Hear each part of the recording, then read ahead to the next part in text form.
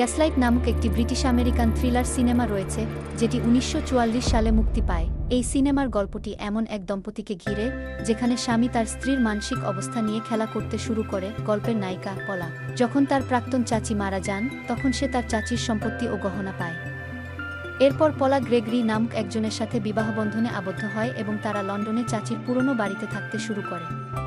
Gregory তার স্ত্রীর উপর মানসিকভাবে অত্যাচার করতে শুরু করে এবং ধীরে ধীরে তাকে বিশ্বাস করাতে শুরু করে যে সে তার স্মৃতিশক্তি হারাচ্ছে এবং মস্তিষ্ক বিকৃতি হচ্ছে। গ্রেগরি বাসার গ্যাস লাইটগুলো বারবার কমিয়ে দেয় এবং বিভিন্ন শব্দ তৈরি করে, তারপর পলাকে বোঝায় যে সে এসব কিছুর কল্পনা করছে।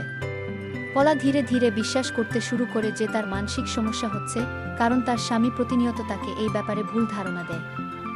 সিনেমাটি এই মনস্তাত্ত্বিক নির্যাতনের মাধ্যমেই গড়ে উঠেছে, যেখানে একজন ব্যক্তি অন্যজনকে মানসিকভাবে নিয়ন্ত্রণ করার জন্য তার বাস্তবতা নিয়ে সন্দেহ সৃষ্টি করে, এবং এই মনস্তাত্ত্বিক অবস্থার নাম দেয়া হয়েছে গ্যাসলাইটিং।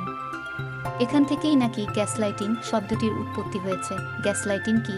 গ্যাসলাইটিং হলো একটি মানসিক প্রতারণার প্রক্রিয়া, যেখানে একজন ব্যক্তি অন্য একজনকে তার নিজের বাস্তবতা, স্মৃতি বা উপলব্ধি নিয়ে সন্দিহান করার মাধ্যমে ভুক্তভোগীর উপর মানসিক নিয়ন্ত্রণ বা আধিপত্য প্রতিষ্ঠা করতে চায়।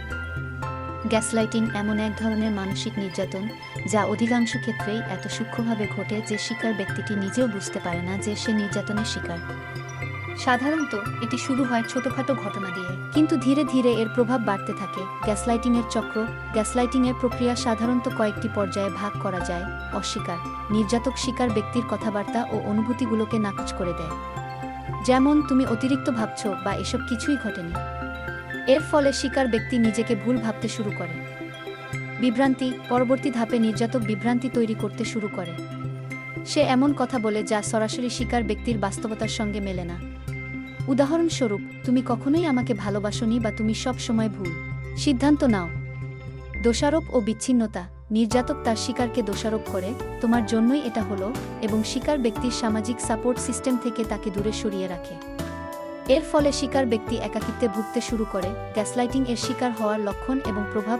নিজের চিন্তা ও স্মৃতিতে সন্দেহ। ভুক্তভোগী তার নিজের স্মৃতি বা ঘটনাগুলোকে ভুলভাবে দেখতে শুরু করে এবং তার বিশ্বাস নিয়ে সন্দেহ করতে থাকে। আত্মবিশ্বাসের অভাব। ক্রমশ নিজের সিদ্ধান্ত বা মতামত নিয়ে আত্মবিশ্বাস কমে যায় এবং প্রতারকের ওপর নির্ভরশীল হয়ে পড়ে। অযৌক্তিক ক্ষমা প্রার্থনা। ক্ষতিগ্রস্ত ব্যক্তি বারবার এমন বিষয়ের জন্য ক্ষমা চায় যা তার দোষ নয়। অবমূল্যায়ন করা। ভুক্তভোগী নিজের অনুভূতি বা অভিজ্ঞতাকে ছোট মনে করতে শুরু করে এবং মনে করে তার অনুভূতির কোনো মূল্য নেই। একঘেয়েমি বা বিভ্রান্তি অনুভব করা। ব্যক্তি নিজের দৃষ্টিভঙ্গি এবং চিন্তা নিয়ে বিভ্রান্ত হতে থাকে এবং পরিস্থিতির সঠিক বিশ্লেষণ করতে অক্ষম হয়ে পড়ে। একাকিত্ব ও বিচ্ছিন্নতা অনুভব। গ্যাসলাইটিংয়ের শিকার ব্যক্তিরা প্রায়ই নিজেকে একা ও বিচ্ছিন্ন মনে করে, কারণ তাদের সম্পর্কের মানুষের কাছ থেকে তারা প্রায়ই মানসিক সমর্থন হারিয়ে ফেলে। অন্যের দোষ নিজের উপর নেওয়া। ভুক্তভোগী প্রায়ই এমন জিনিসের জন্য নিজেকে দায়ী করে যেগুলো তার নিয়ন্ত্রণে নয়। এই লক্ষণগুলো প্রায়ই দীর্ঘ সময় ধরে দেখা যায় এবং মানসিক ও আবেগগতভাবে ব্যক্তিকে দুর্বল করে তোলে। গ্যাসলাইটিং এর বিরুদ্ধে পদক্ষেপ। গ্যাসলাইটিং থেকে নিজেকে রক্ষা করার কিছু উপায় আছে। ১. নিজের অনুভূতির প্রতি সতর্ক থাকুন। নিজের অভিজ্ঞতা এবং অনুভূতিকে অবহেলা করবেন না, যদি কিছু মনে হয় সেটা মিথ্যা নয়। ২. বিশ্বাসযোগ্য ব্যক্তিদের সঙ্গে কথা বলুন।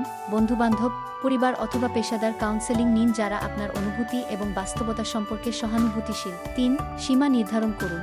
যদি কারো আচরণ আপনাকে বারবার গ্যাসলাইট করছে, তার সাথে সম্পর্কের সীমা নির্ধারণ করুন এবং প্রয়োজনে দূরে থাকুন। ৪. নিজের উপর বিশ্বাস রাখুন। গ্যাসলাইটিংয়ের প্রভাব থেকে মুক্ত থাকতে নিজের উপর বিশ্বাস রাখা অত্যন্ত গুরুত্বপূর্ণ। ৫. পেশাদার সহায়তা গ্রহণ। গ্যাসলাইটিংয়ের কারণে যদি আপনি খুব বেশি মানসিক চাপে ভুগছেন, এ ধরনের মানসিক নির্যাতন থেকে মুক্তি পেতে এবং প্রতিরোধ করতে হলে প্রথমেই এটির অস্তিত্ব ও প্রকৃতি সম্পর্কে সচেতন হতে হবে। নিজের অনুভূতি এবং অভিজ্ঞতাকে গুরুত্ব দেওয়া, সমর্থনমূলক সম্পর্ক গড়ে তোলা এবং প্রয়োজনে পেশাদার সহায়তা নেওয়া খুবই গুরুত্বপূর্ণ। গ্যাসলাইটিংয়ের বিষাক্ত প্রভাব থেকে মুক্ত থাকার জন্য সচেতনতা এবং দৃঢ়তার সঙ্গে নিজের উপর বিশ্বাস স্থাপন করা আবশ্যক। আজকের জন্য এটুকুই। ভিডিও ভালো লাগলে দয়া করে লাইক, কমেন্ট, সাবস্ক্রাইব করুন।